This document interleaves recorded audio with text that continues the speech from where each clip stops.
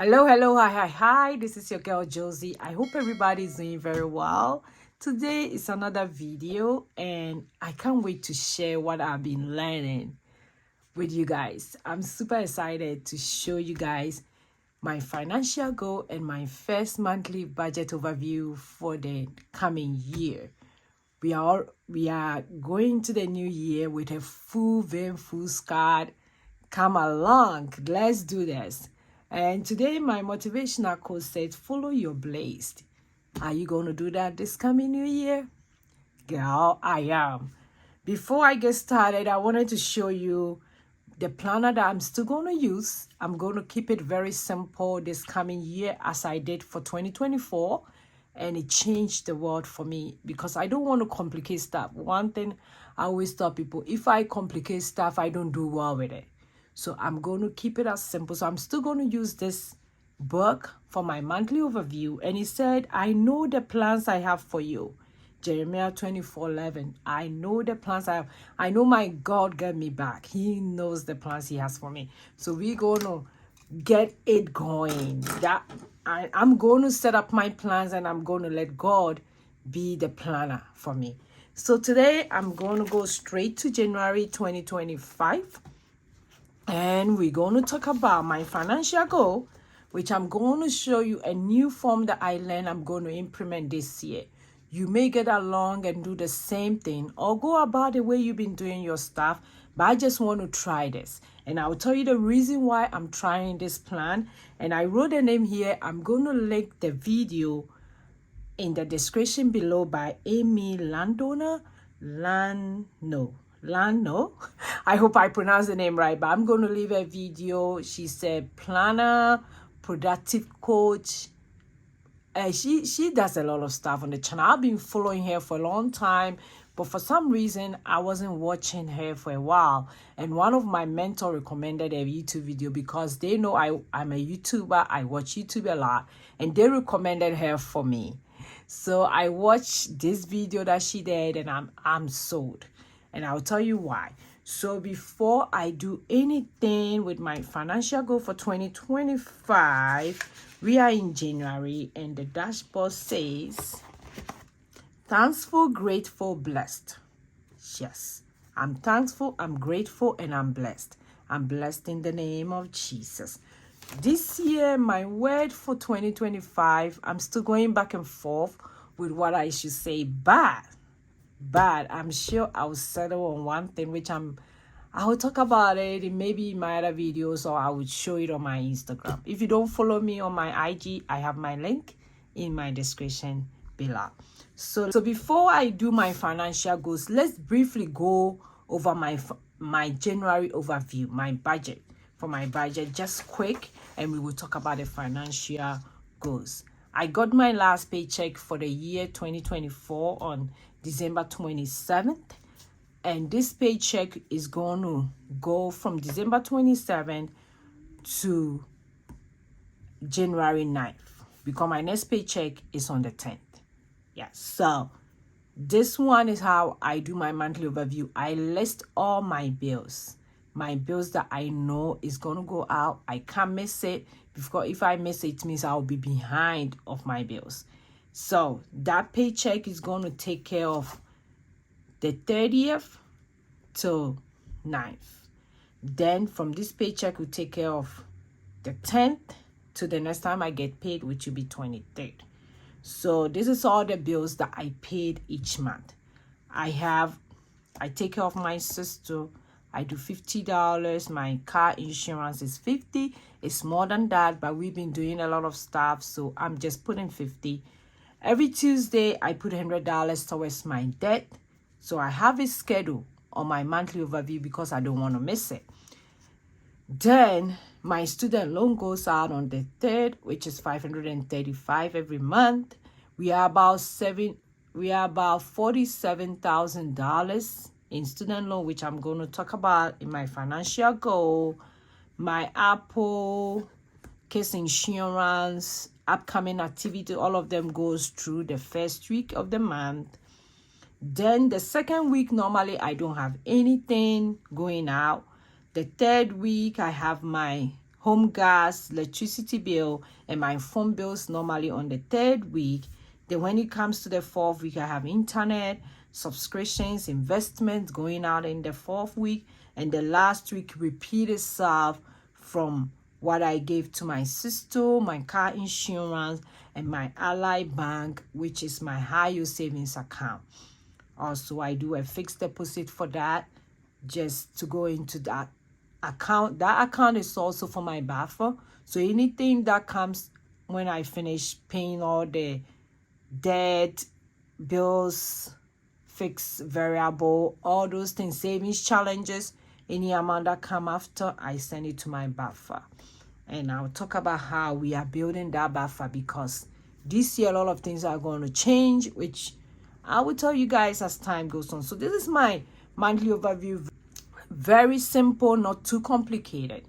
So this is it. Now let's go ahead and look at my 2025 financial goals. So the way Amy talks about setting out your goals is you do 5 table and 5 on top, 4 here. So it's just like this. I set up the table so that it wouldn't take a long time. So I'm using it for my financial goals, spiritual goals, my business goals. I'm using this strategy this year, and I'm going to come back and tell you guys how it's working for me. At times you have to learn from the expert, and I'm okay learning from somebody and trying it. If I fail, I'll come back and tell you the reason why I failed. It didn't work for me. Next time I'll try something else. For the past, I think from the past 6 years that I gave birth to my daughter, I stopped doing New Year resolution because it doesn't work for me. It might work for you because you do this long list and you don't follow it. So I started using goals and priorities and systems. And for the past years, it's been working for me. But this year, this is also goals, priorities, and systems. How you going to do it, actually do it. So let's go ahead and write the 5 things to drive my financial goals in 2025. So my first one, which I'm so passionate about, is paying off my student loan. Paying off my student loan is one of my big goals. So I'm paying down my student loan. I don't know if I can pay all of it off, but paying down my student loan, like I said, I'm about 47,000. Let me write it here. 47,000. And this 47,000, I really want to pay at least down to 20,000. That's one of the things I'm driving this year. I don't want to take any chances. I really want to win about this. Okay, my next one is to top up our emergency fund. Top up our emergency fund to about 15,000. We did have emergency fund, but it was just about 2 months, but we want to top it up to about 3 months for this year. Like I said, we have a lot of things coming up. Emergency fund at least 15,000. So that's one of the financial goals for us. And also, we really want to fully fund our Roth for both of us. It means we want to do that. It means we need about 14,000, 7,000 each for each of us, me and my husband, our Roth. And you guys know that it's about 7,000 to max your Roth, your IRA. So that one is 14,000 for both of us. Okay, my 4th one is to invest $100 per month in index funds. So index funds, I'm not talking about ETFs. I really want to do that. This year, I learned a lot about investment, and I'm going to implement it. So I'm bringing up a new series, which I'm going to talk about Jesus saving money and investment. I'm structuring it. Hopefully you guys will like it. So when you see those videos, remember to check it out. I'm going to talk about how I'm investing, what I'm investing in, and that same session I'm also going to talk about how you can save more of some of the things I'm doing to save. And I'm also going to talk about Jesus, because I'm Jesus girl and I love talking about my daddy Jesus. So that series is coming up. The last one is to my savings challenges. I have to about 10,000 this year. Last year my goal was 20,000 and I did hit 20,000 goals. So saving challenge up to 10,000 this year. And this 10,000 does not include the trip finance that I'm financing my mom and my two kids to go to Ghana. That alone is 10,000, but it does not include, because it's not the money I'm going to keep. That one we're going to spend. But every other savings challenge that I'm doing around for Thanksgiving, for myself, for my kids, the one I'm going to keep in our account, I want to go up to 10,000. So after you done the 5 things to drive, you list them up. You're going to write 10 things to win. So there are 5, so 2 under each. So what are 10 to win? 10 to win means that I'm going to write 2 things under each to win, to achieve this goal. Yes. So what can I do to pay down my student loan, which I want to pay down to 20,000? So my one thing is to make my monthly payment. My monthly payment is something that I really make sure I have to my monthly payment. The second one is to put some extra money towards it. So I'm going to do my monthly payment. If I do my monthly payment, let me get calculated and I'll show you what I'm driving at. I got a new calculator. See how cute. I'm loving it. It's very flashy, but it's okay. I hope it doesn't blink in your eyes, but it's okay. Let's do. So my monthly payment is 535 times 12 will be about 12,000. It means I need about 535 times 12. No. 535. I didn't do it in my times 12. It's about 6,420. It means I need about 14,000 extra. If I put extra money towards it, normally I do about $400 extra in a month. So let's do the $400. So that would be 400 times 12. And that's extra 4,800. So between the two, for the extra that I'm doing, like what I'm doing right now, plus the monthly payment, I'll get to about 12,000. It means I need another extra 8,000. So the 8,000 will come putting more extra. Yes. So which is going to be my 2 things I'm going to do to pay down this student loan. Then when it comes to emergency fund, we are planning. When it comes to emergency fund, this one put buffer in the account. Then also add extra from savings challenge.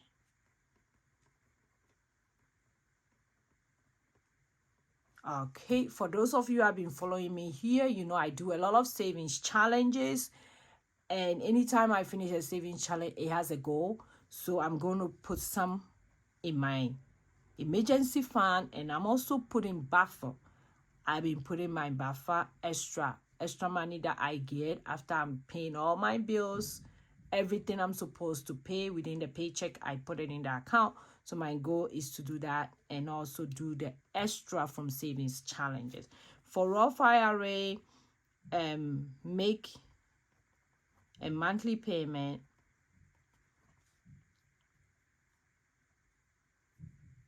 Make a monthly payment or 2. I think that's what I have to do. auto a monthly payment. So that one, immediately we get paid, we've already set it up. It goes into the account. So auto a monthly payment. So it goes to the account and I have to monitor it. Also, so that's one thing. Also, check balance every month to see whether we are on track with our goal, right? So these are the two things I'm going to do.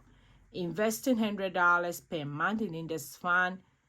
That one I'm going to check every month. Check monthly. What index fund I'm going to invest in. Then the second one is auto the $100 into investment account. Okay, so these are the two things I'm going to do to make sure I achieve this goal. Then for my savings challenges, so set bi-weekly amount.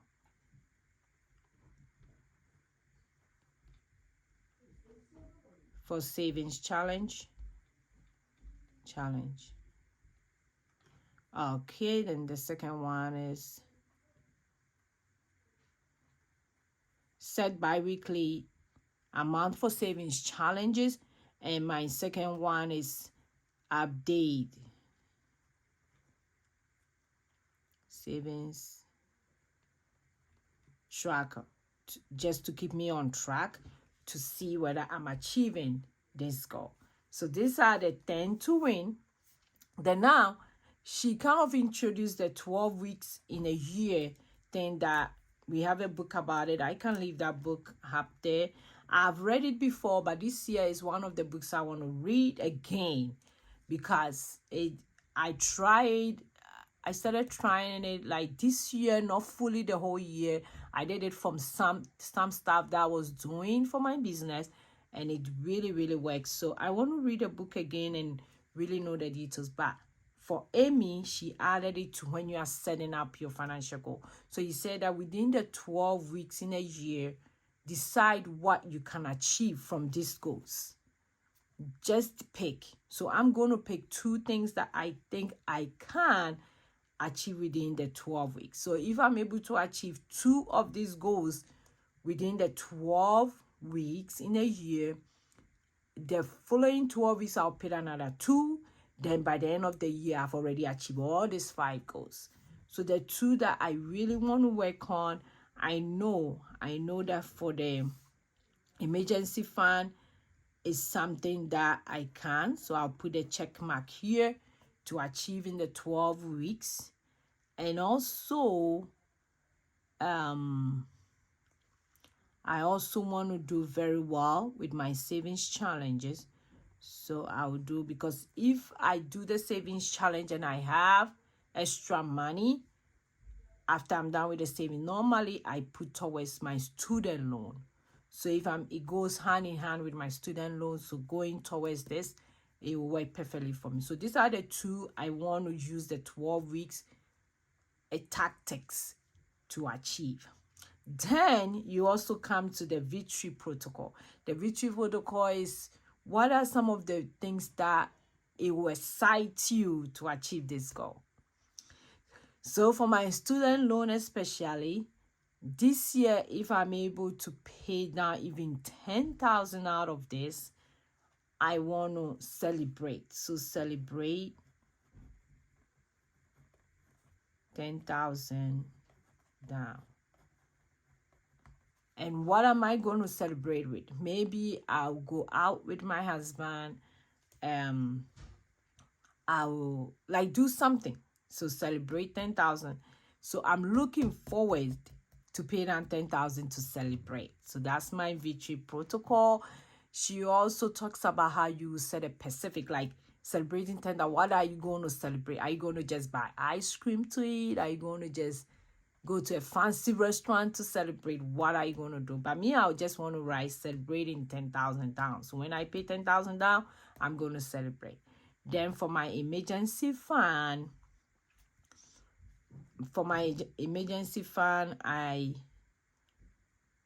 my victory thing is to make sure I track everything, tracking all our expenses to make sure we have extra, tracking all expenses. So I'm going to make sure I get something that I can track all the expenses to be in line by saving towards this emergency fund. So it means that if I have to buy a fancy book to do that, if I have to maybe do not go out for a while, something just to achieve this.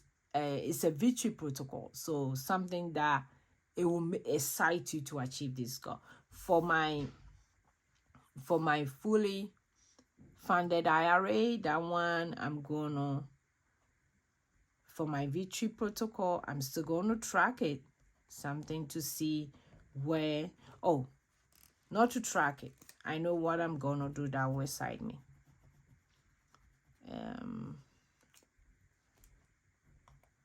To invest in ETFs, and to invest in ETFs, the money to see it grow will really excite me, because if I invest in a good ETFs, the way the market is going, it might go up and increase my investment portfolio. So that's what I'm gonna do.